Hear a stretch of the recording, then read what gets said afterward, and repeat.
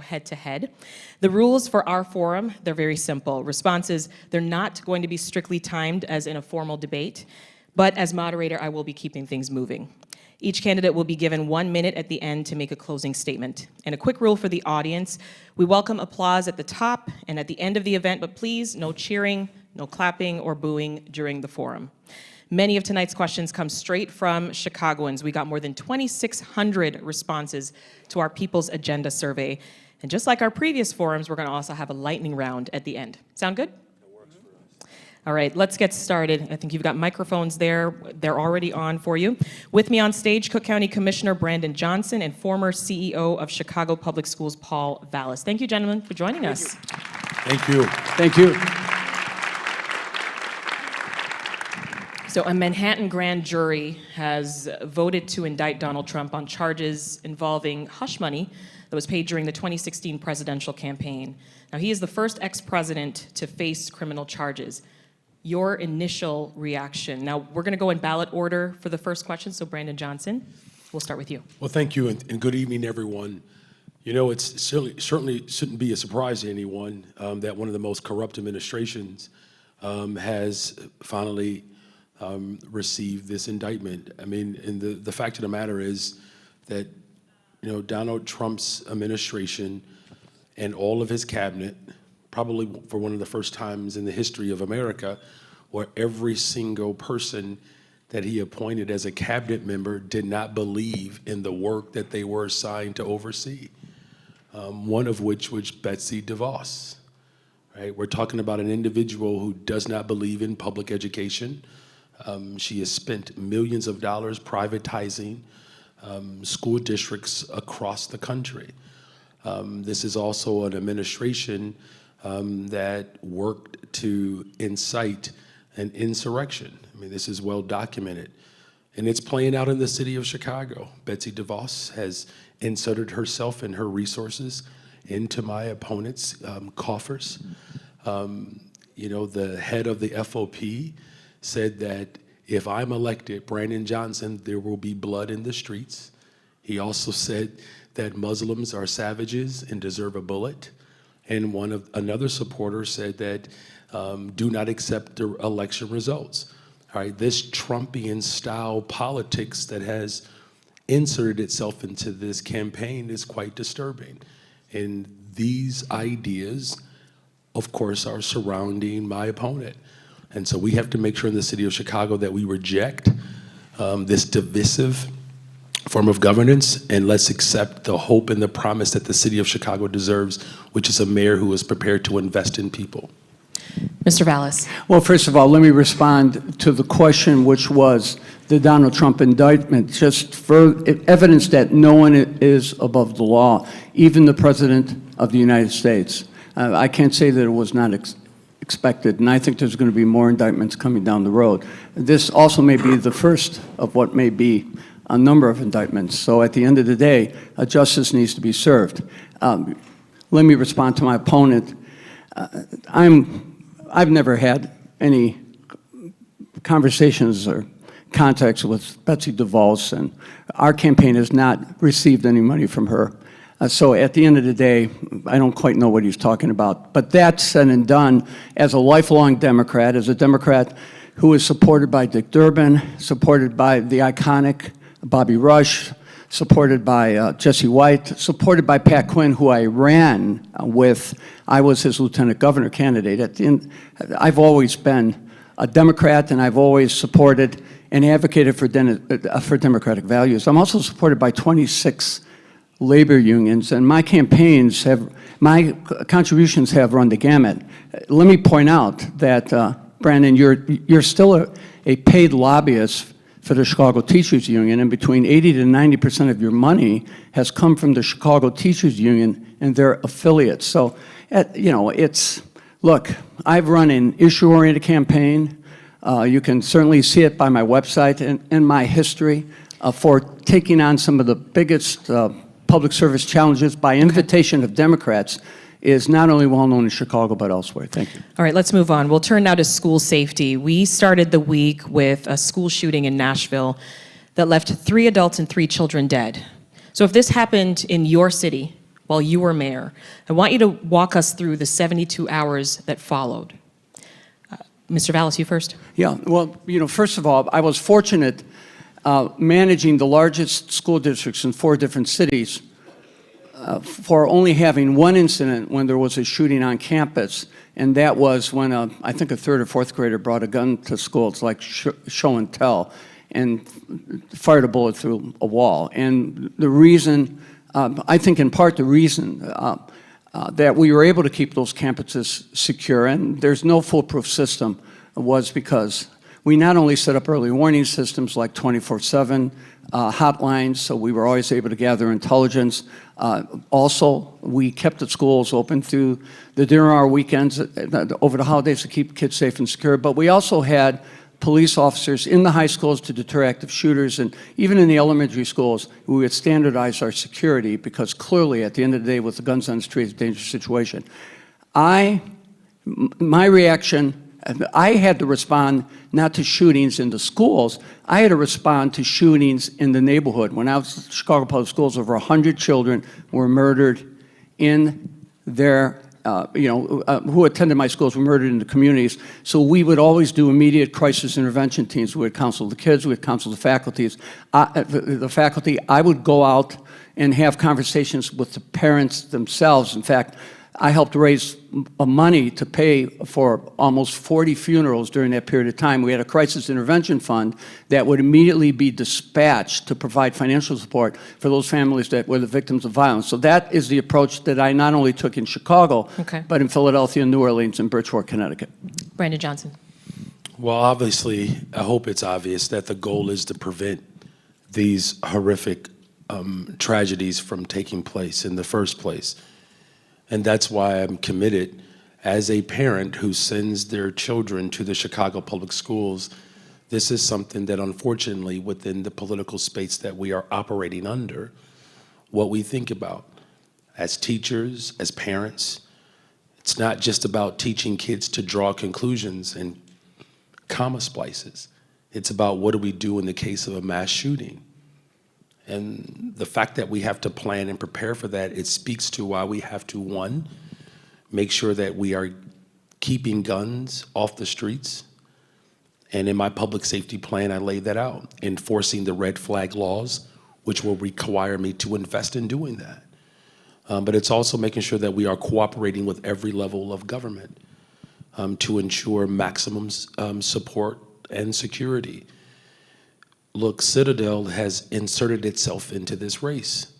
They are pumping dollars into this race, right? And what they do is they manufacture guns. When we talk about the 72 hours afterwards, I just want to make sure that I spend this last second describing what it takes to keep our community safe as a whole. Now, in the event of a tragedy, this is a part of my public safety plan as well as my education plan, to make sure that we have mobile units that can be deployed at any moment if a tragedy breaks out, a mass shooting.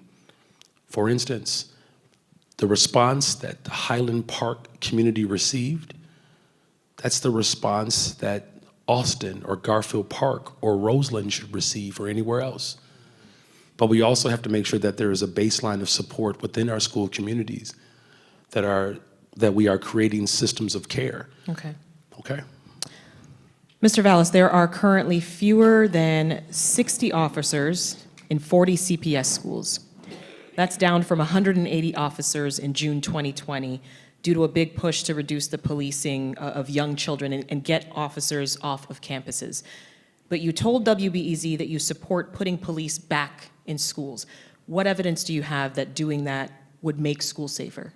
Well, perhaps the fact that running school districts for 20 years, I've never had a school shooting. And again, the police officers were put into schools because I believe it was Tilden in the 1970s, there was actually a school shooting. In fact, in New Orleans, there was somebody actually came into a athletic game and basically had like an Uzi and sprayed the kids, sprayed the crowd. So the bottom line is, look, I believe that police officers are there to deter active shooters, not to police the schools. When the schools have been, when officers have been improperly utilized by the principals, that's when you have had problems and tension. But look, my opponent wants to defund the police, and the Chicago Teachers Union were extremely active in not only on supporting defund the police groups and organizations, but also to really pressure the schools to remove officers from the schools. I believe that police officers need to be at the entrance of the schools, or at the very least a police car at the beginning or at the end of the school day. There was not a police car at Juarez when that school was dismissed and 2 people were killed. So I believe, and I strongly support, having police officers at the entrance of the buildings to deter active shooters. My follow-up for you, in nearly all school shootings that we've seen across the country, the perpetrator is using an assault rifle. So explain how a campus resource officer stands up against an AR-15. Well, I think 2 trained police officers are trained. They're trained to basically, look, all of our police officers face the prospect of being on the street with somebody with an automatic weapon. So at the end of the day, the presence of 2 police officers, not 1 but 2 police officers at the entrance or a patrol car, is a deterrent. I was the superintendent in Bridgeport, Connecticut when the shooting in Sandy Hook occurred. And I remember because when I heard the school, I thought it was the Hooker School, and I thought it was one of my schools. And I had a teacher who had a child in that first grade where 20 children were killed. At the end of the day, they didn't have a police officer. They have a police officer, an armed police officer now. So I just believe that when it comes to student safety, you have to do what absolutely needs to be done. And I want to make one more point too. Even when you had police officers in every single high school in the city, only 0.6% of 1% of the school district budget went to finance the police. So it wasn't a question of police officers over social workers or student psychologists. Brandon Johnson, you disagree with Paul Vallas on the issue of police in schools. You don't support it. So with so many parents and faculty and students concerned right now about the potential for school shootings, tell us what your administration would do instead to prevent them. You know, again, I'm a parent. I drop my children off to schools every single day. My oldest is a student at Kenwood. The 3rd week in school, one of the students at Kenwood went to get lunch and was murdered. If policing in and of itself kept us all safe, based upon what we spend in the city of Chicago, we would be the safest city in America.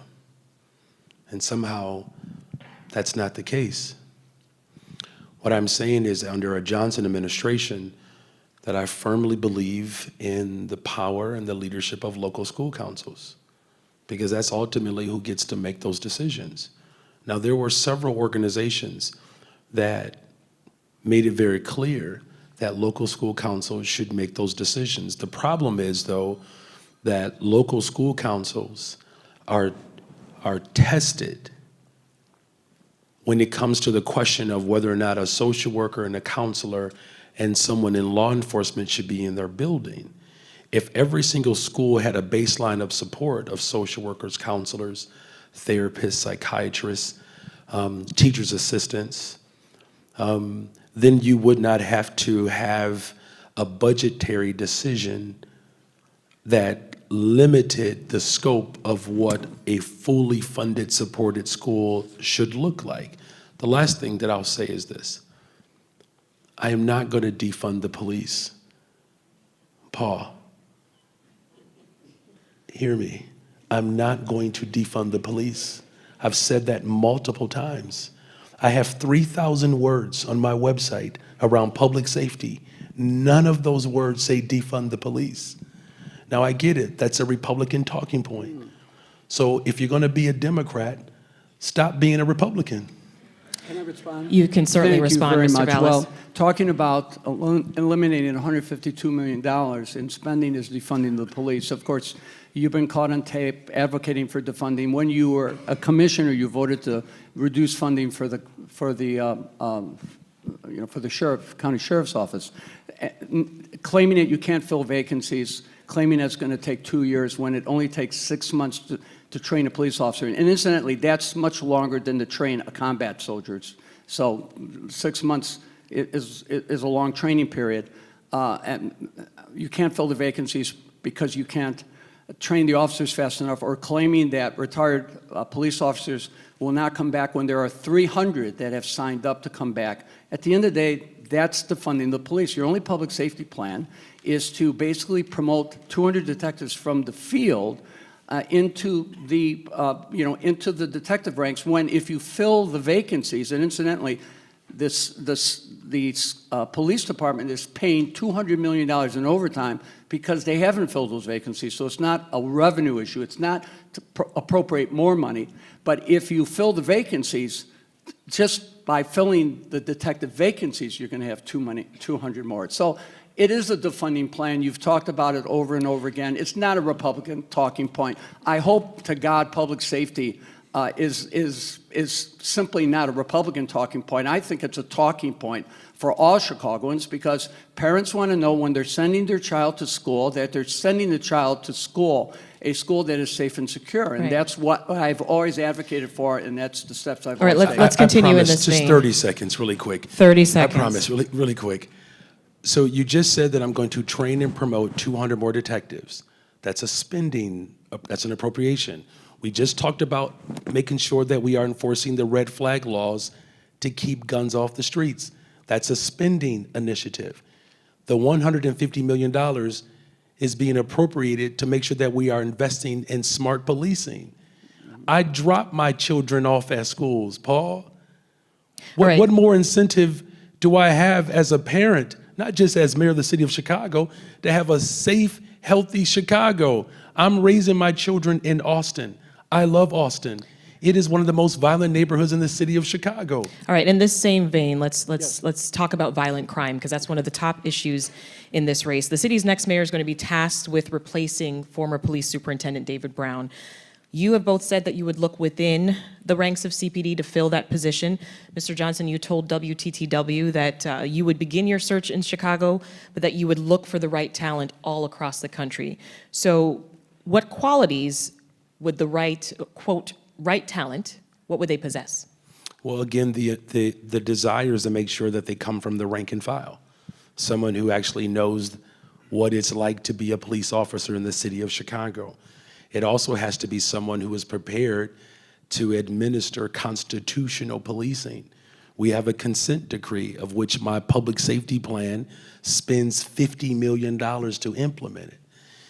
But we also have to make sure that they are compassionate, collaborative, and competent. I am a public school teacher. One of the things that public school teachers are really good at is putting together plans, lesson plans. Now, my opponent is dismissive of the fact that I've been a teacher. I actually believe that it provides me with the type of ingenuity and the creativity to be able to identify the best and the brightest who want to serve this city. The third thing that we are clear about when it comes to a police superintendent, they have to be someone who is prepared to work with our district council members, of which I organize a part of a broader coalition to make sure that we have local elected officials who also have the responsibility to build a better, stronger, safer Chicago. They also have to be collaborative with community-based organizations, small businesses, large businesses, the faith community, because not one single individual can handle the complexity of the city of Chicago in order to build a safer city. And so again, this is why it's important for someone to be compassionate, collaborative, and competent, but someone who is tethered to the community and the experiences of rank and file members to ensure the type of supervision that law enforcement wants and needs. Yeah, got to keep us moving along. What are you looking for in the next superintendent, Mr. Vallas? I'll try, but I can't resist pointing out that you were a teacher for 4 years in a school that I built, which was the Gender School in Cabrini Green. and you've been a paid consultant for the Chicago Teachers Union ever since. In fact, you continue to be a paid consultant. So let me answer your question. I find your tone condescending, Paul. It's not condescending at all. It's being truthful. Dismissing 4 years of teaching experience is condescending, Paul. I taught at all levels too, including time that I spent you were in the ever a United States teacher. military. This is the first. Just finish your response, so let me Mr. respond. Vallas. First of all, I think the first order of business is to select the deputy mayor for public safety who is drawn from the consent decree community. And I've already talked to 3 or 4 people who have been involved and been engaged who would occupy that spot, because the consent decree is not only making sure that you have constitutional policing, but you need someone who's going to look comprehensively on issues like restoration of community-based social services like mental health services, et cetera. Or for that matter, making sure that when money is allocated for violence prevention organizations, you're actually working with the locally elected police councils and the local districts to pick just the right organization. Secondly, I have said that I would promote from within a police officer who is experienced and has credibility within the community, but you've got to go beyond that. I mean, one of the missing things in the reform is to reform the friends and family system that has people being promoted into the exempt ranks and into basically district command positions because of their friends, because they're friends of family, because they have political connections, et cetera. So you have people becoming district commanders with like 6 years of field experience. So at the end of the day, the key here is that you've got to, I would advocate, clearly there has to be a process that you have to go through to make your superintendent selection, but I would promote as the interim superintendent, someone from the ranks, and I would also replace many of the officers who have been promoted for political reasons in the exempt ranks. I would also draw from within the system officers who have the track record and the experience. You've said that you want to bring back retirees and those who have moved on to other districts. Meanwhile, we're talking about a department that's long been criticized for police misconduct and it disproportionately affecting Black Chicagoans. The department's under a consent decree as well. Some experts like Kim Smith with UChicago's Crime and Education Labs, also Rhonda Porsche Bullock, who's a former trustee with the police union, they're warning that bringing back officers will undermine the reform efforts within the department. So how would you address that concern? Well, you know, I've had conversations with 4 previous police superintendents who all believe that you can bring back, I mean, the great thing about bringing back retired officers, because remember, a lot of these officers have retired early. They've lost 1,000 officers in each of the last 2 years, and normally they lose about 350 officers the last 2 years. And the reason officers are leaving is not only because of bad leadership, but they're also leaving because of the brutal work schedule that has resulted in a record number of suicides.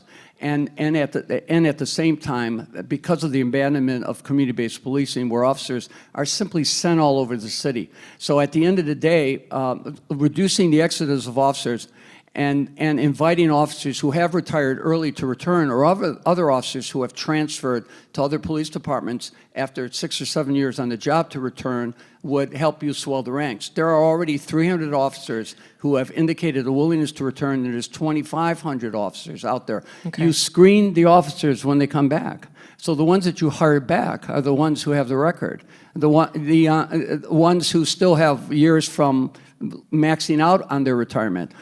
Many officers will come back part-time and perhaps work in the detectives division as analysts to provide supplemental support. Thank you, Mr. Vallas.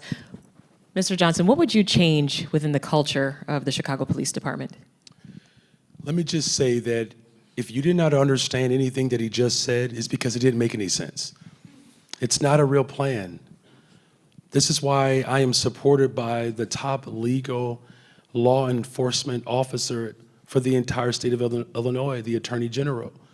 And one of the first things that we have to do is to make sure that there is a real public safety plan that's smart. Part of the culture shift that we have to make is to make sure that police officers are not responding to the 911 calls that are mental health crises. Police officers are not social workers, counselors, marriage counselors, therapists. Almost 40% of the 911 calls are mental health crises. By making sure that we pass treatment, not trauma, that puts us in a better position to restore confidence in law enforcement, because that ultimately frees up law enforcement to do the job that they've been hired to do. I've been a frontline worker as a teacher.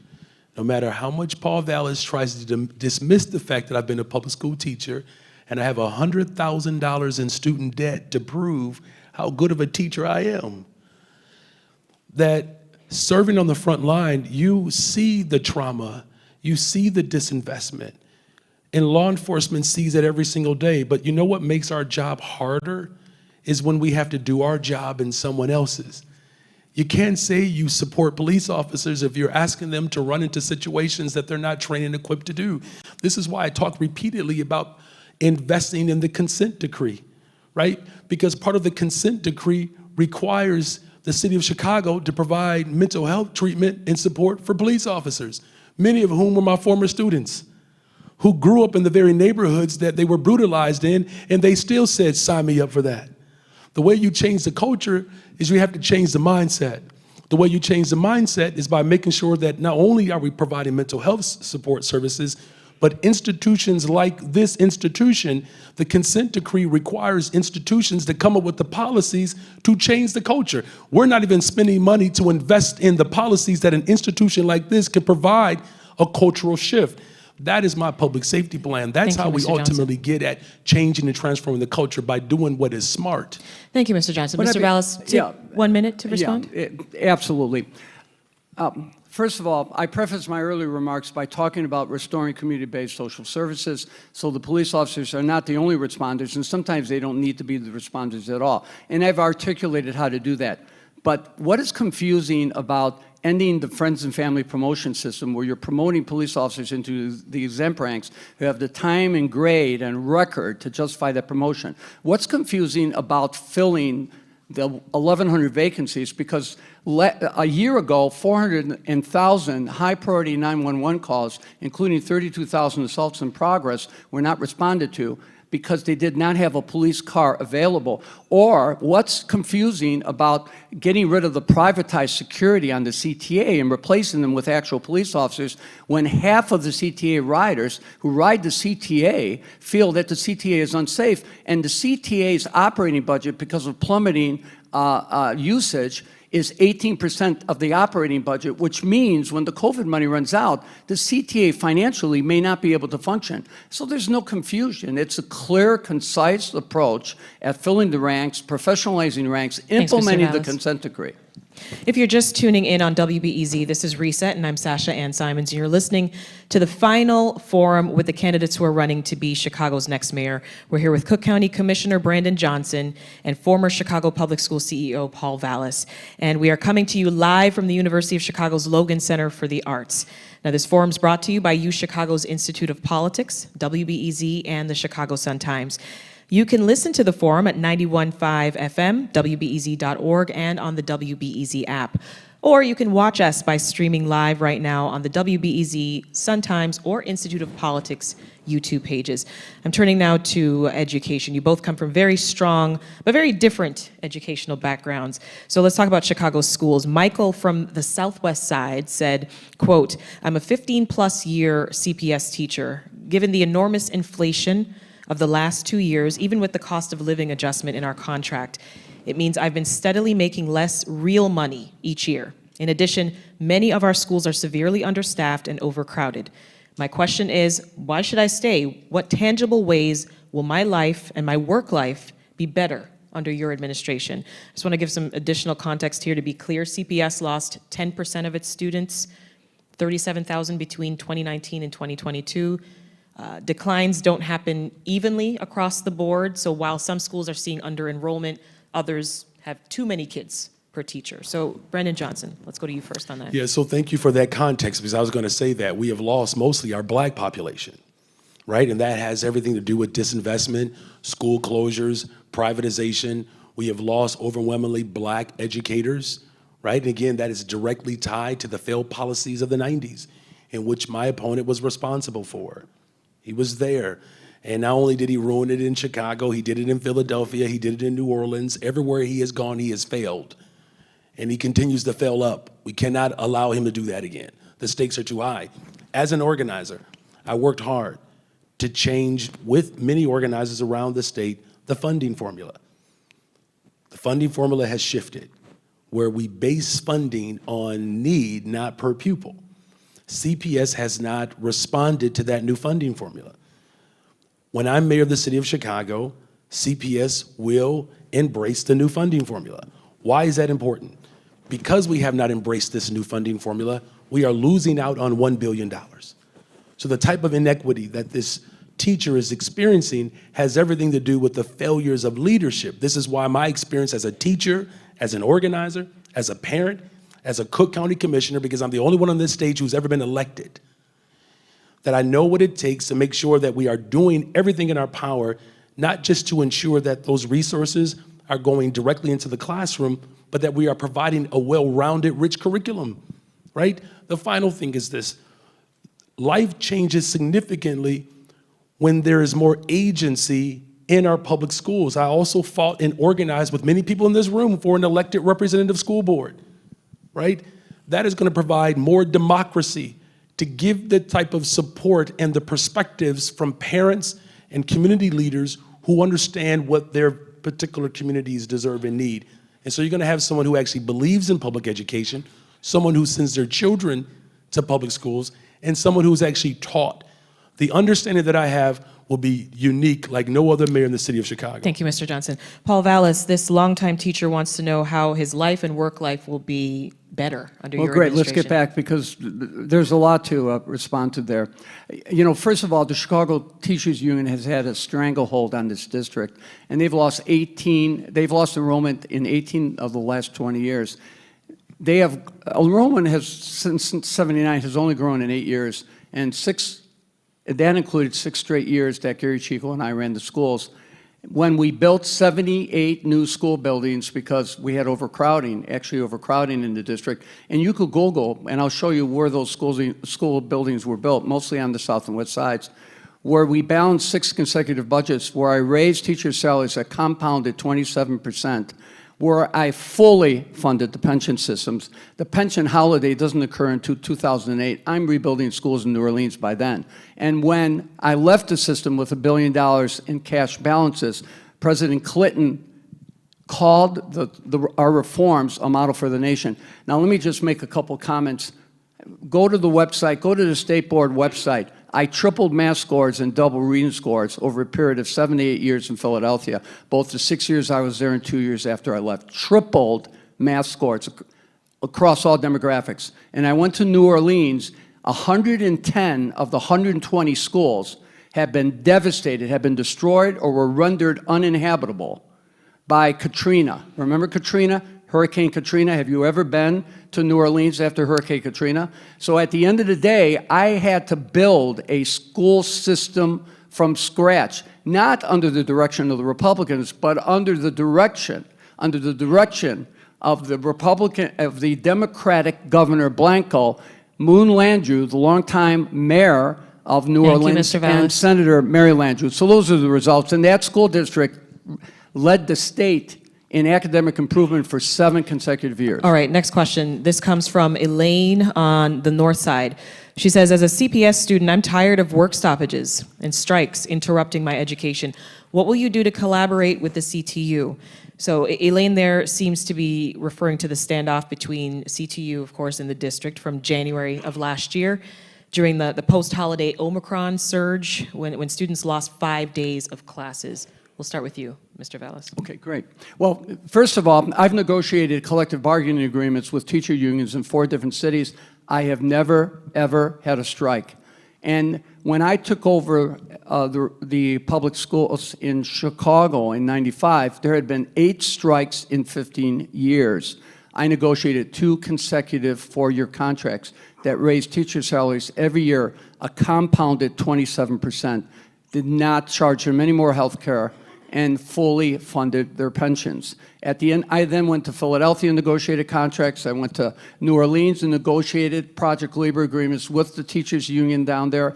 And then I also went to Bridgeport and negotiated contracts. So I've never had a work stoppage. My approach with the union has always been to provide direct negotiations And in other words, where I do the negotiations, and I do not negotiate through surrogates, my approach has also been to really communicate with teachers directly. That's why in Chicago, I actually visited 440 schools during my tenure, and in the elementary schools, I visited every single classroom so I could establish a personal relationship. So that's the approach that I've always taken, and I've negotiated with 26 different unions over my lifetime without ever having a strike or a work stoppage, and that's the approach that I'll take with the CTU.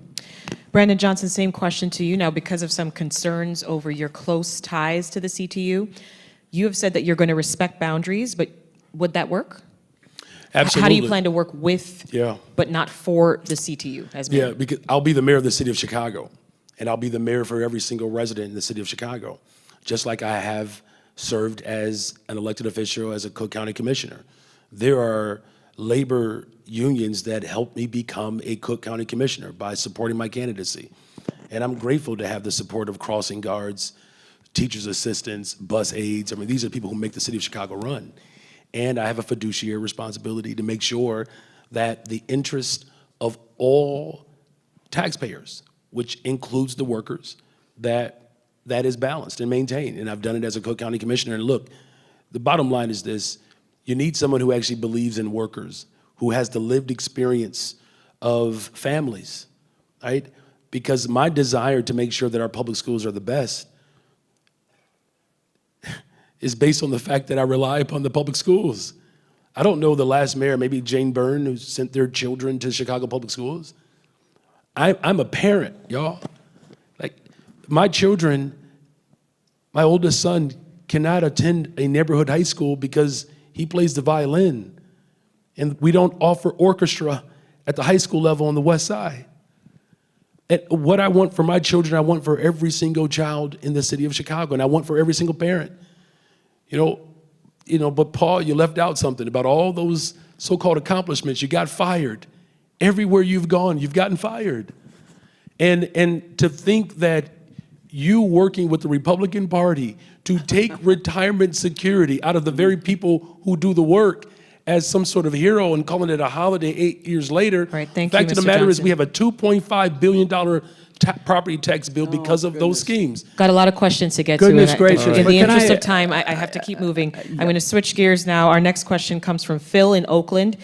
Phil wants 3 things a Vallas or Johnson administration will do to address and eradicate food deserts on Chicago's south and west sides. You can start with that. Okay, 3 quick things. Yes. The first thing is the city has got to really open the food pantries themselves. Okay. In other words, Anwar Parr, who was a city treasurer and alderman, talked about the very same thing. So what the city does is the city purchases the land, the facility, the building, and at the same time, and then contracts out with local providers as well as some of the big ticket providers, because that would ensure that those facilities would remain open regardless of whether they're generating a profit or not. The second thing that I would do is, as part of my Environmental Protection Agency restoration, which I fully funded when I was city budget director, one of their tasks would be to focus on the issue of agribusiness, and not only creating and promoting agri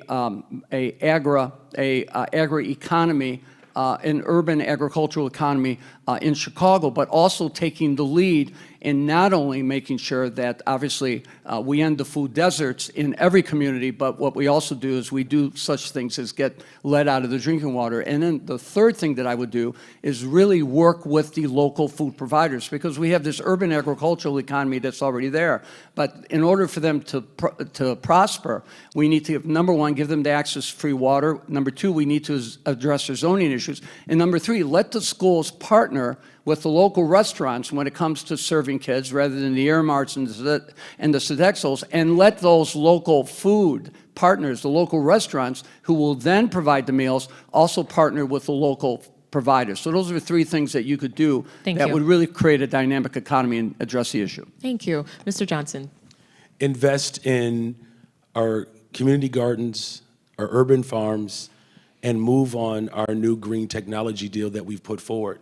Many of you might be aware that Diet High School, which was on the list to close, I was a part of the hunger strike to keep it open. And part of that hunger strike was about making sure that Diet High School embrace this very idea. So it's making sure that we are investing in community-based organizations for urban farms, of course, for community gardens and our education system to prepare for the agricultural economy that's available to us. Stephanie in Arcadia Terrace on the far north side asks, what sets great cities apart from good cities is access to safe, high-quality public transportation.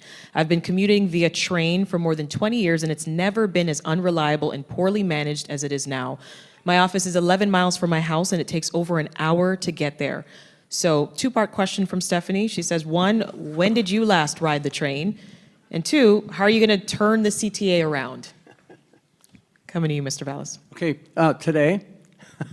So I rode the train today. I'm not a regular user. Where'd you go? I went downtown to the Cub game. Okay. Yes, I'm a White Sox fan, and I went to the Cub game. And then, of course, I headed far south to White Sox Park for an event. So I was kind of going back and forth. I have been riding the CTA as part of my campaign to really talk to the CTA workers. And basically, they tell me their overriding concern right now, first of all, the CTA clearly is a new leadership, because if you look at all indicators, whether it's maintenance, whether it's service, whether it's timelines, at the end of the day, the CTA management is falling short. And we clearly have to provide the same public transportation services for every area of the city that has normally been relegated to some of the more affluent areas. So I'm absolutely committed to that. But if you talk to all the transit unions, they will tell you that their overriding concern right now is public safety, because the ridership is significantly down. WBEZ did a survey that said half the riders, not the individuals who don't use public transit, but the riders who use public transit, feel that public transportation is unsafe.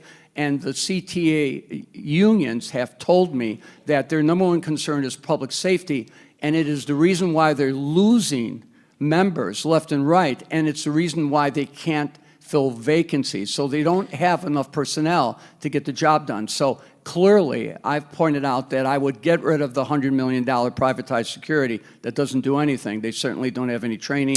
They certainly can't make arrests. And I would use that to put police officers on the platforms, riding the trains, and at the stations. Right. Let me push back on that just a little bit. You talk about the main issue on the CTA being public safety.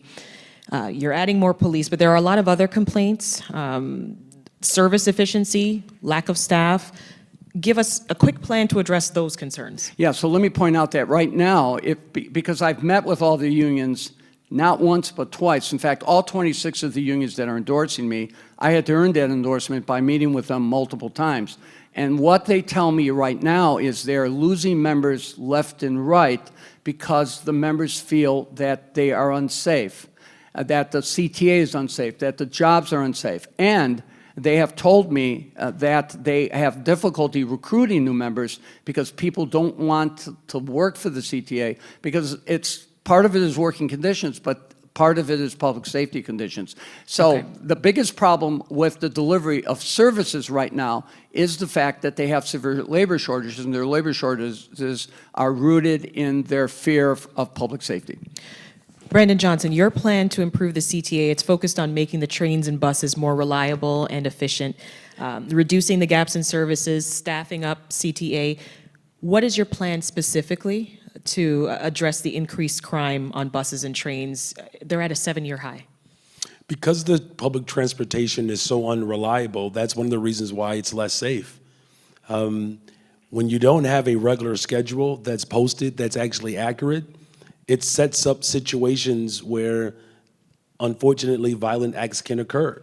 Look, as someone who has been a part of institutions, when you don't have direction and a plan, when you leave it to chance, chaos occurs, right? But we also have to highlight the fact that there are many individuals who are unhoused in this city, right, who have mental health challenges. And so that's why my plan is comprehensive: expanding bus-only lanes, giving preferential signs to buses at stoplights, making sure, of course, that we have real leadership who actually will show up to come to work, right? All this plays a part in having a reliable transportation system, but it does require us to have staff that's available to address the mental health crises and the unhoused crises that the public transportation system has had to absorb. And this is why the approach is comprehensive. I've said this before. Collaboration is important. The last thing that I'll say, collaborating with county government, state government, and the federal government to have the resources to provide opportunities for our young people to receive training all the way up through community colleges, which will be free under my plan for CDLs. Okay. This is a comprehensive approach to have a reliable, safe transportation system. And the last time I rode the train was a few weeks ago. I usually ride 3 to 4 times a month when I'm headed downtown for Cook County Board meetings, of which I'm elected to do twice. Thank you both for your responses there. If you're just tuning in on WBEZ, this is Reset. I'm Sasha-Ann Simons. You're listening to our forum with the candidates running to be Chicago's next mayor, Brandon Johnson and Paul Vallas. We are coming to you from the University of Chicago's Logan Center for the Arts. This forum is brought to you by UChicago's Institute of Politics, WBEZ, and the Chicago Sun-Times. You can listen to the forum at 91.5 FM, WBEZ.org, and the WBEZ app. You can also watch. We're streaming live right now on YouTube on the WBEZ, the Sun-Times, and the Institute of Politics pages. So my next question is about your blind spots. No matter how prepared you think you are, no matter how much related experience you may have, there is a lot that is going to be learned on this job, right? And it's important for a candidate to know not just their strengths, but where they have room to grow and what skills they still might need to hone. So the question is, what is that blind spot that you hope to correct when you're mayor? Mr. Johnson. So when Or if you want me to put it another way, how do you want to grow? No, and improve? I got you. So look, I'm going to say it like this. As a public school teacher, as an organizer, I am hypercritical of myself. I'm also a middle child, which probably explains a lot to people now. You know, I cry and laugh in the same sentence. One of my challenges, look, I'm raising a family, and I give a lot of myself. It's a concern that my wife has. No one works harder than me. I was raised by a man of his generation. I have an 80-year-old father. I don't think he took any sick days. I think he retired with 476 sick days. But he was raising 10 of us in a home with 1 bathroom. And it's that type of love and support that I saw growing up, that you work as hard as you can to make the lives of other people better. And it shouldn't be a surprise of that blind spot, because y'all remember when I announced in October, I was polling at 2.3%. And here I be. Okay. Mr. Vallas, your blind spot that great. you are hoping to correct Well, as you know, mayor. my blind spot is really the fact that there's a lot that I don't know, but I think my great strength is knowing what I don't know and going out and finding people who know what I don't know, and then bringing them in and empowering them to make decisions, and in supporting them. In all of my public service challenges, whether it was city budget director or taking responsibility for the Chicago Public Schools, or even my work in Philadelphia and New Orleans, I always promoted from within. I always found people within the system. My entire education leadership team, everybody with the exception of the finance people, who I have a tendency to bring with me, were promoted from within. So I've always, I believe, had a talent for identifying individuals who can help me lead. And when I become mayor, I will return to that prescribed formula, drawing from within the community people who know what constitutional community-based policing is, people who know that community schools, where the money flows down to the control of the principals and their local school councils, is the best approach to take, or people who know how to manage multi-billion-dollar budgets. So I think you know, my approach is really to create a collective leadership team that can help drive the process, recognizing full well that one person can't do it alone. Thanks, Mr. Vallas. I'm going to give you 1 minute to respond to this one, both of you. If elected mayor, how do you reach and meet the needs of Chicagoans who didn't vote for you, who voted for your opponent? You first, Mr. Vallas. Well, every single public service challenge that I have faced has been basically the mayor taking over the schools in 1995. You know, I was able to basically quickly rally the community by sitting down and face-to-face negotiating a collective bargaining agreement literally within weeks that brought labor peace. I made it a point to really see the local school councils as assets rather than adversaries. So I empowered them. I gave them the ability to select their own principals and to decide how their discretionary money and Title I monies would be spent instead of skimming the Title I monies off the top. I mean, we've got great, my whole approach to city government is to decentralize rather than centralize, whether it's policing, pushing the officers and down to the local police districts, working with the elected councils to not only work with the police department on policing, but also identifying the community-based organizations that can be most effective, or decentralizing the schools, pushing the money down to the local school level and empowering the local school councils and the principals to make those decisions. Thank you. Mr. Johnson. Everyone will have a seat at the table. In fact, all of us are going to the 5th floor. And I'm going to spend time in every single community, as I've done as an organizer. As a Cook County Commissioner, everyone did not vote for me. The second time around, it was a little bit better.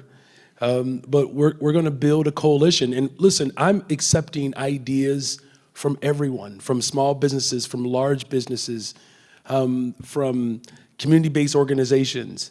And it's not just making sure that this is a city that works for everyone, and including everyone in the decision-making process and taking all good ideas. I am looking for resumes now. I mean that. If there are people out there that love this city and love people, and they want to work in our administration and they did not vote for me, they still get to be a part of the healing and bringing our city together. It's what I've done as a teacher, as an organizer, as a Cook County Commissioner, and I can't wait to do it when I'm the mayor of the city of Chicago. Thank you, Mr. Johnson. So now we'll start our lightning round. Each candidate must answer each question in one sentence or less. I'm going to repeat that, one sentence or less. And the topics are going to run the gamut with questions. Again, they're coming from our People's Agenda survey. All right, number one, Ashley asks, are you going to give people a place outside of the home to legally consume the marijuana that the city makes so much tax money on? Mr. Johnson. Well, I've already made a commitment to having safe spaces for individuals who are struggling with addiction, right? There's actually research around this. One sentence. Yes, I will provide safe spaces for individuals who are struggling with addiction. You're going to wait to the last 4 minutes to do that to me. Yes. John wants to know, what's your favorite book about Chicago? Mr. Vallas. Oh, God. That's a good question. It would be easier to say, what's my favorite movie? No, but John wants to know your favorite book. Yeah, but you've really stumped me on that. I mean, what's the last one you read?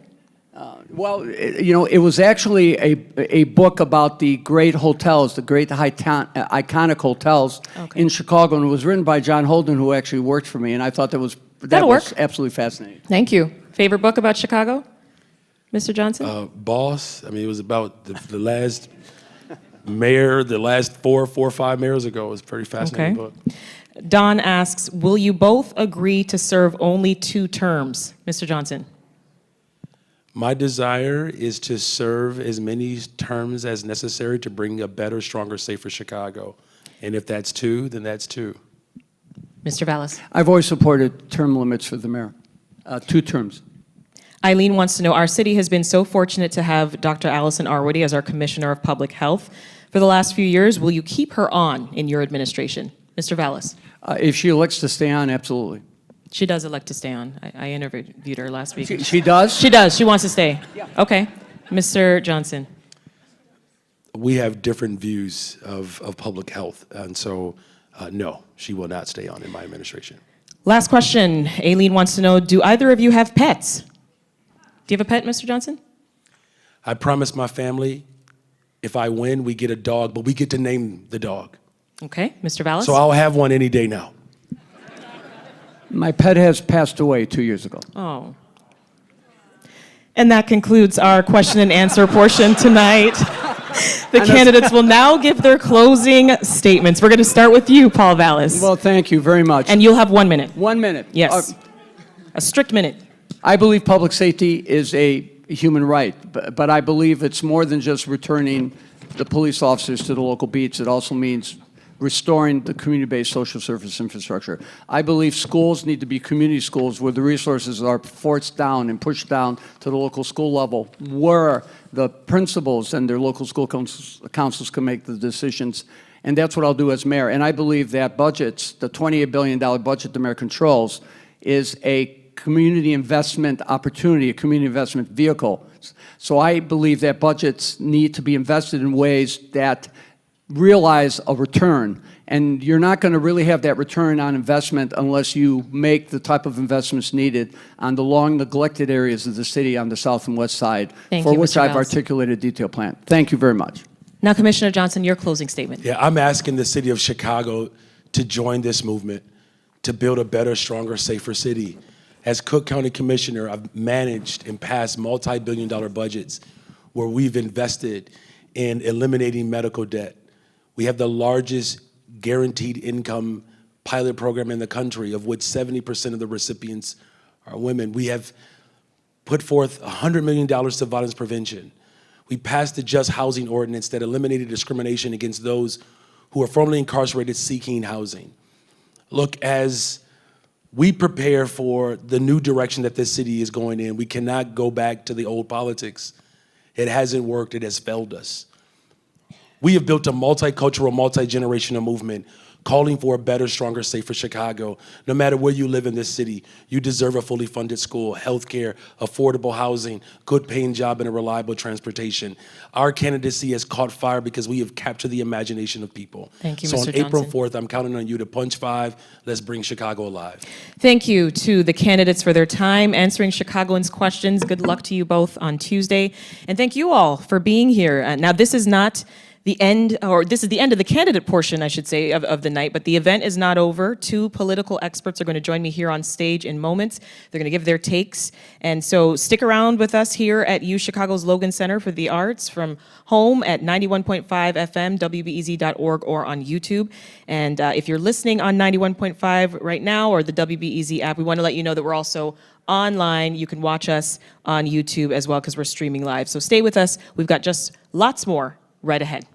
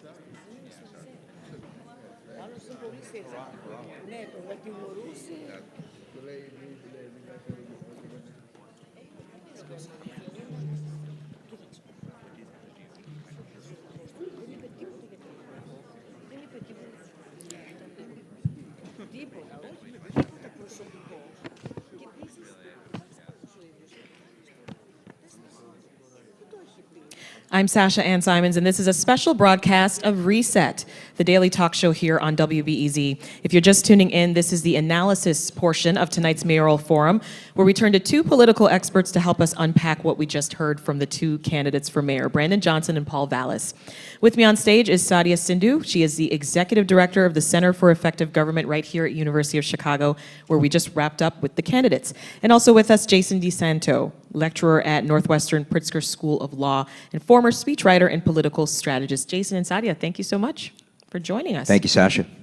So first, your initial reactions to what we just heard. I mean, they wasted no time getting to their talking points. Did you learn anything new from each candidate? I'll start with you, Jason.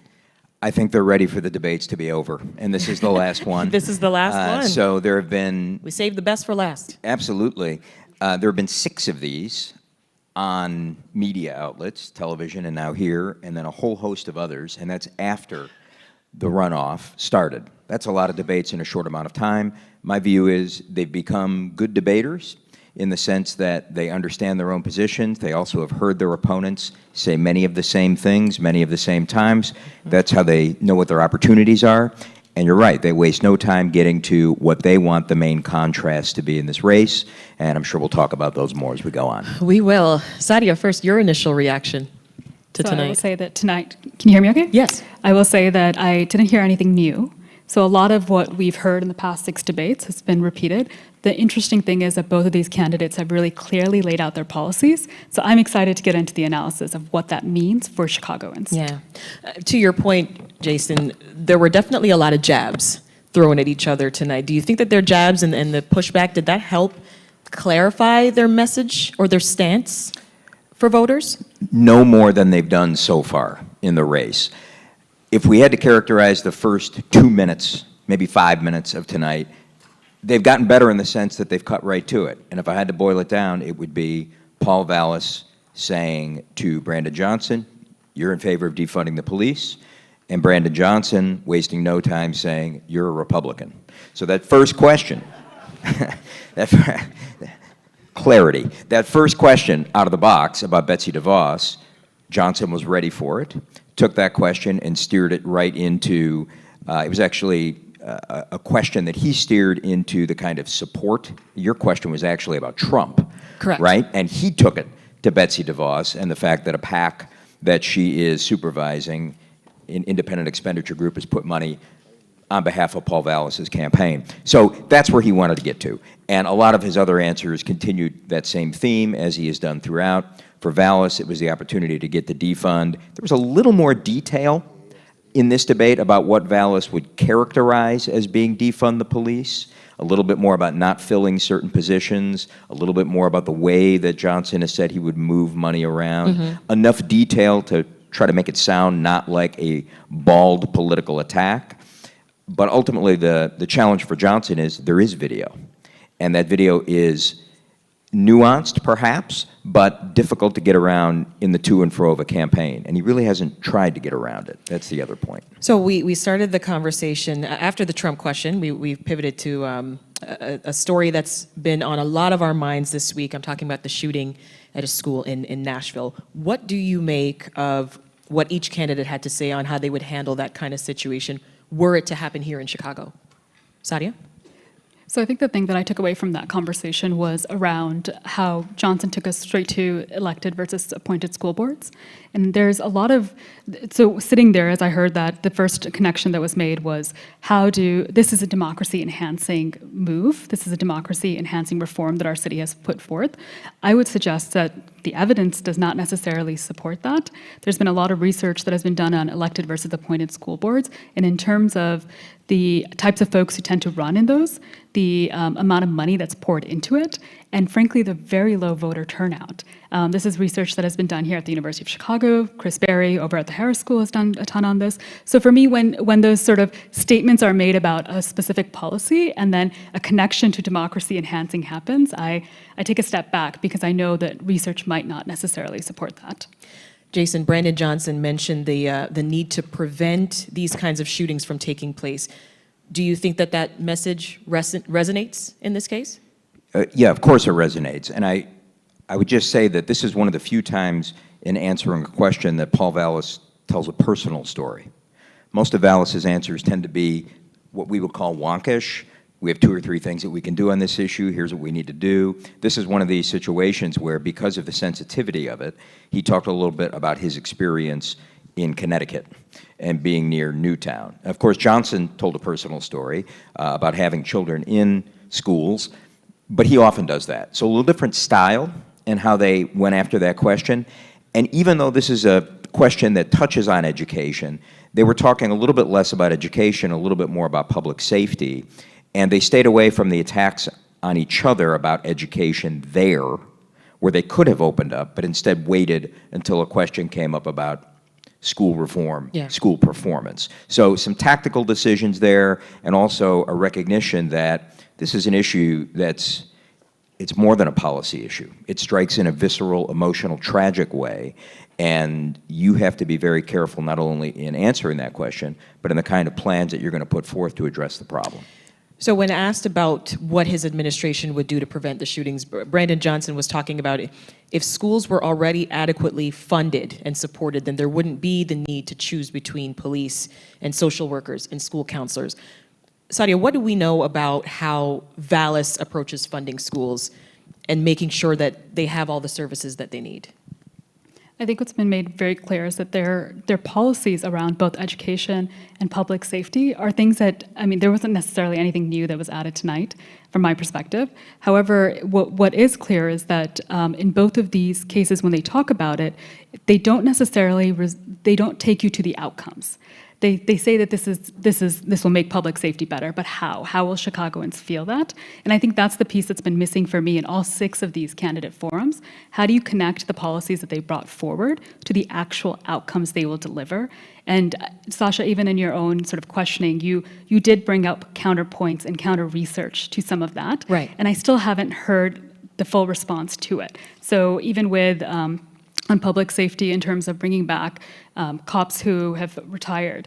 There's, again, you cited Kim Smith over at the Urban Labs here at UChicago. There is research that shows that that's not effective, and there's also reporting by, I think it was Heather Sharon who did an article earlier this week saying that that didn't work in LA and that didn't work in Portland. So I guess the piece that I want to make sure that listeners hear is that sharing these policies is one thing, connecting them to actual outcomes is something that's there's still pieces that are left to be desired from both candidates. So regarding the question of how the next mayor will work with the CTO, Vallas was saying things like, there's never been a work stoppage under my administration. There's never been a shooting when I was in charge. He said that a couple times. Jason, do you think that this makes a difference for voters? Because I can imagine many people doubt his ability to work with CTU, which opposes a lot of his stances on education. I think it jumps out as a political claim. I also believe it's the kind of statement that can help you get elected, but can be hung around your neck when it's time to get reelected if something goes wrong. You can't control the future. So there's a political utility to it. And going off what Sadia said there about education, and that question you asked, if you notice in these debates, they're having 2 different discussions about education. One of those is the substantive discussion about what kind of outcomes do we want and how do we get there, even though they're not saying how they're going to get the exact outcome. That's substantive. We all agree we want kids to have an education. We want to live in a city where we believe people value that for kids. But the second debate that they're having through education is using it as a proxy to talk about leadership and character. So Vallas defending his record repeatedly on these issues is a result of Johnson attacking him and saying that he's failed upward. And Vallas, conversely, bringing up CTU a couple of times, but very directly as it went along, was to say that Johnson is not going to be an independent leader. Yeah. So they're really using education as a proxy for these arguments about what kind of leader are you actually going to be. To your point, Johnson said that regardless of the accomplishments that Vallas was touting, that he got fired. What do you think of that? I've thought for a while that if one wanted to make an argument regarding Paul Vallas, and particularly the questions about his residency and whether or not he was really a resident in Chicago, that one of the arguments that one could put together would be an argument that he's essentially been a vagabond who's gone to a place, has left it in a worse condition, and then moves to the next place. Now, I'm not saying that's what I believe has happened, but I am saying that, I think for Chicagoans, they want to know that people live in Chicago. And one way that you can make that argument more salient is to tie it to a history of having been in places and been asked to leave. And essentially, that's what Johnson's arguing. Now, on the other side of that, Vallas has, I think, some very good arguments that he did good work in those places, that he had some successes as budget chief, and even in running the schools here, but as a political argument to make someone defend what they've done, it seems to me that would be a narrative to assemble. Let's move on to crime and police reform. Sadia, what do you make of how Johnson has handled the criticism that he wants to defund the police? He said clearly, he said, quote, "I'm not going to defund the police." He even turned to Paul Vallas and sort of looked him in the eyes, or at least attempted to, and break that down. He pointed to his detailed public safety plan, but is that enough to change people's minds? So it's interesting because I feel like I've seen that same moment in previous candidate forums between the two of them, that sort of an exchange, and you can correct me if I'm wrong, but specifically related to his public safety plan, I think the piece that Johnson has continued to reiterate is that he's not trying to defund the police. In fact, neither are really trying to cut the budget for the police. We didn't get a chance to get into the budget on this one, but one thing that I've been left thinking is one of the biggest expenditures for the city of Chicago is our Chicago Police Department, and neither of them want to cut funding there, and neither of them want to increase property taxes either. So as the kids would say, the math isn't mathing, and I'm not quite sure where that leaves us, and that would be a question I would want them to answer. Jason, Vallas has been pushing for retired police to return to the department, restoring community-based policing, and also doing away with friends and family promotion. In response, Johnson said, if we didn't understand that, it's because Vallas's plan doesn't make sense. What do you think about that? Has Vallas's plans to reform the CPD, has it been unclear in the way that Johnson implied? Okay, so two things on this. The first is, many of Johnson's efforts in these debates have been to really cast some question on Vallas's honesty in what he's actually saying. So when he says that didn't make any sense, part of that is he's trying to fast talk you. He does talk quickly. He does have a lot of things to say, but sometimes he talks quickly, and I think what Johnson's trying to say is he's really trying to pull one over on you. He's doing a similar thing on the budget question by basically saying this guy was the head of budget. He doesn't have a budget. I'm the one who has the budget. So what's he trying to hide, right? So part of that is an effort by Johnson, again, to try to get past this idea that Vallas has more experience, is more wonkish, is a better leader. On the issue of Vallas's actual plan, I'll defer to Sadia on a lot of the details and how those might play out. I will simply say, as a matter of debate, one thing that I think has been pretty refreshing in this campaign is that the two of them have really, in the last few debates and forums, held each other to account on the common sense realities of the talking points they've each been using. Johnson has said to Vallas, do you really think you're going to be able to get these people who retired after 25 years to just come back? That's like a very logical question. Right. And Vallas has said, I think quite logically to Johnson, fine, you promote 200 detectives. What do you do with the positions that they just vacated? Right? You still have a ground level community policing issue.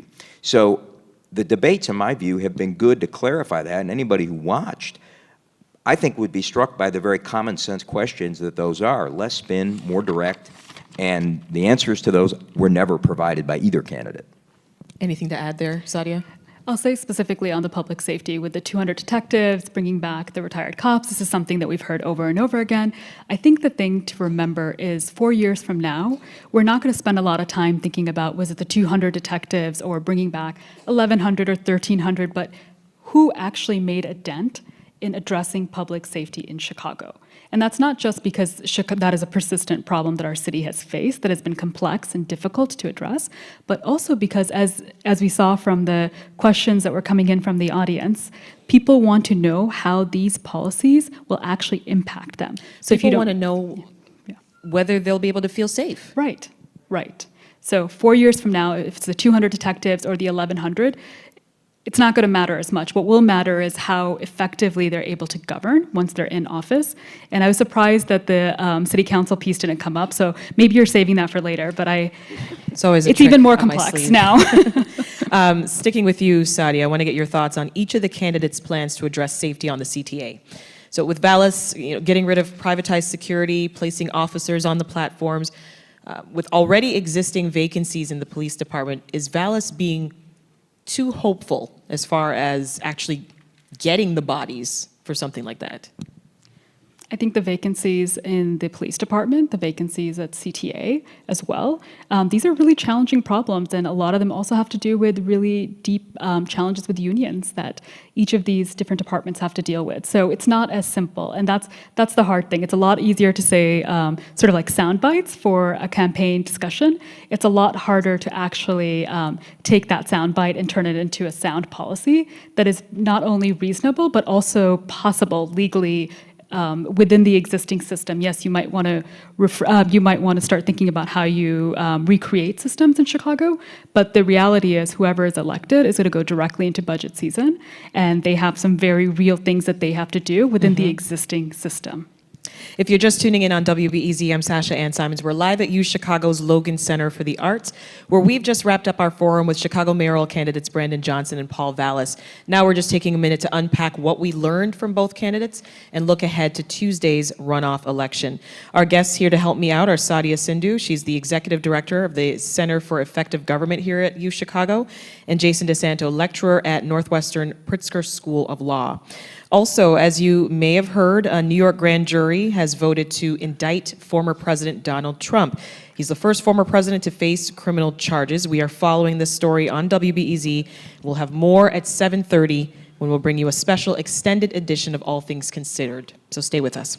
Okay, so sticking with the economy here, you mentioned the budget. I want to stay there. So on economy and new taxes in the city, something that we've been hearing in the different forums and debates from Vallas is less of a tax plan, more of a trust my budgetary expertise. I'll meet everyone's needs without it costing you more money, right? It's great during campaigning, but less so once you're actually in office and people are looking for details. How much do you think that messaging will help him, Jason? So, as a matter of campaigning, he's making a bet. And the bet is, if I talk in detail about many other issues, 3-part plans, 4-point plans, 5-point plans, people will believe that I have ideas about how to solve problems. They're going to see me as wonkish and substantive, and they might not notice that I actually haven't put forward any kind of a budget plan, despite the budget being an issue. I happen to think politically that's a good bet, that people will trust his expertise that he touts from the past, and also the detail that he goes into about a lot of other problems, to essentially try to trust him on that issue. Johnson has done good work at trying to illustrate that, reveal that, but he has put a budget out there. Now he has the benefit of that, and he's been unabashed, bold about saying why he has a budget and what that budget's going to do.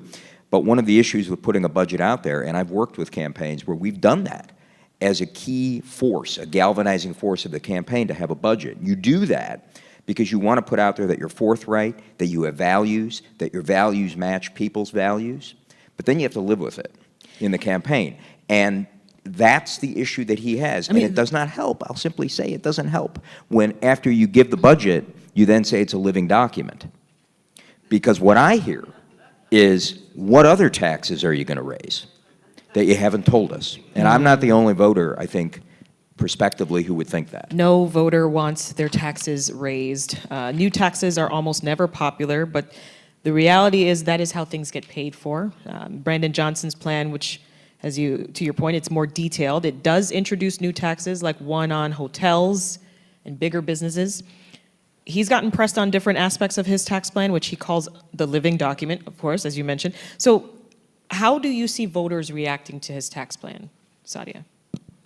So I might not be the right person to ask that, but I will say one thing on the head tax specifically. Sure. One of the numbers that have come up with that is that it's going to bring in $20 million of revenue. And those are pre-COVID numbers. So anyone who walks through downtown knows that there are huge vacancies. We also recognize that work is much more mobile than it was before.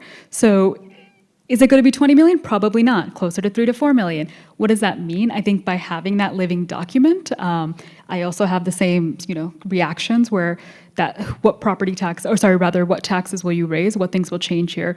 But also, you're going directly into budget season. So we're going to very quickly see, did your those who have elected you, will you also have a governing coalition that will support your mandate? Right. So let's talk a bit more about city council, right? As you alluded to, the council's set to vote on making the body more independent of the next mayor. So what effect would that have? And how would it impact how the next mayor has to operate and work with the council? So I'll try to summarize a little bit of what happened today, but essentially, up until now, the City of Chicago City Council basically gives up its power to the mayor to say, you select who leads our committees. That's not legally binding. It's sort of an informal piece. However, they've taken that back. They took it back today. And as they've taken it back, they've also increased the number of committees. So not only are we going into a city council where a third of them will be freshman alders, we also now have had a structural change to how the powers are distributed there, or in effect. And I'm really curious to see how that's going to impact either of their ability to govern that body. Have either of them talked about how they would work with council members, how they plan to work with council members, especially with there being all these new faces, as Sadia mentioned, Jason? Johnson has been more direct about saying that he would be collaborative.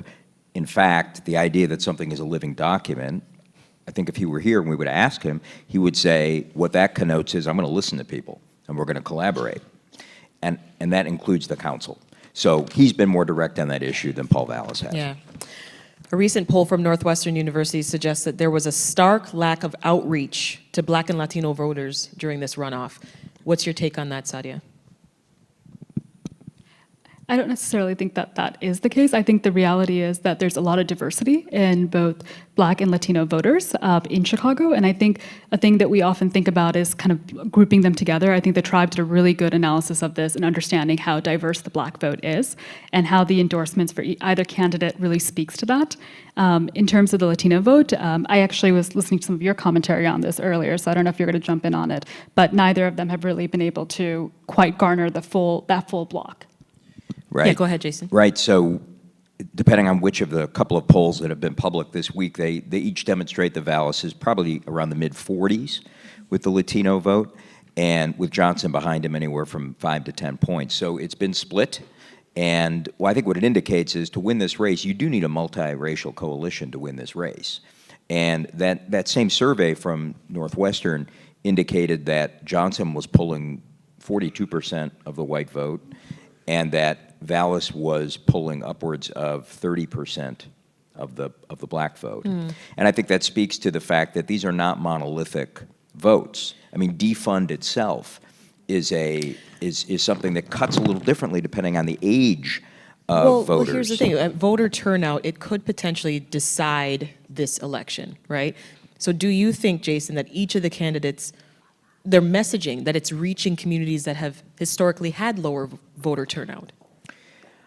Too early to tell. I think we won't know until we actually get the turnout numbers. Now, there's some early indications that vote is up compared to where it was in 2019, but I suspect that's noise. That's really just people figuring out that they like voting early or they like voting by mail in a way that they didn't understand in 2019.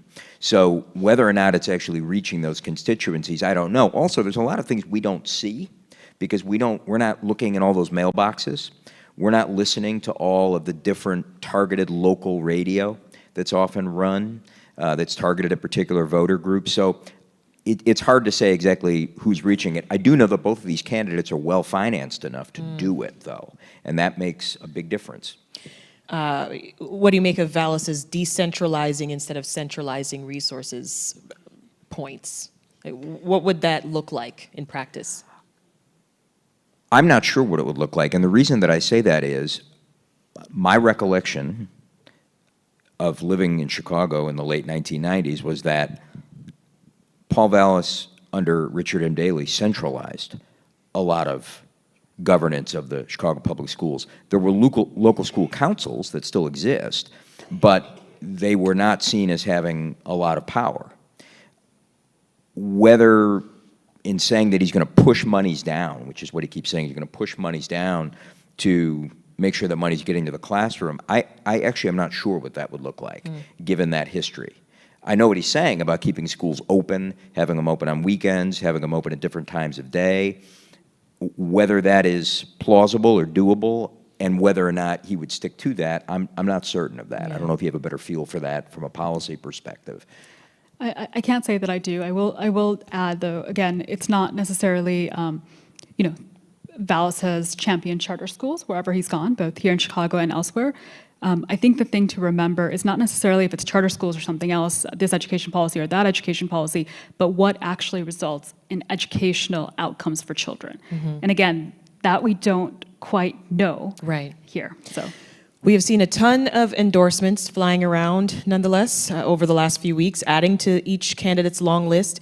On Vallas' side, he's got top endorsements, including the police union, Senator Dick Durbin, former Illinois Secretary of State Jesse White, even several of his former opponents for the race for mayor. On Brandon Johnson's side, you've got the teachers union, a few bigger names like Rapper Common, Senator Elizabeth Warren, Senator Bernie Sanders, who's actually hosting a rally for Johnson right now over at UIC.